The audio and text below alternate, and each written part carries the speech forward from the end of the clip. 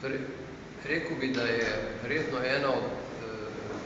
tistih še pomanjkljivih točk, ki jih pravzaprav poslovne šole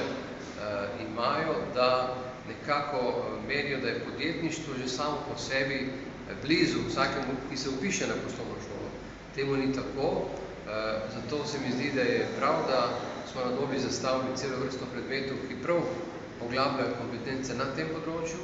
razvijajo in širijo motivacijo vsakega posameznika, da je čim bolj podjeten, pa ne glede na to, ali je dejansko podjetnik, ali je vključen v neko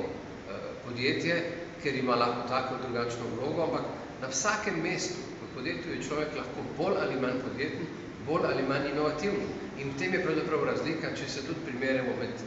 Evropejci, Američani, Japonci, Indijci, Kitajci, vidim, da pravzaprav je to en od bistvenih elementov. Da vsak kreativno, aktivno razmišlja, kaj spremeniti, kaj izboljšati, kako biti bolj, bi rekel, iniciativen, ker edino na ta način seveda bomo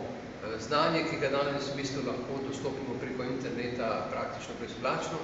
znali pretvoriti za produkte in jih uspešno tudi tržiti.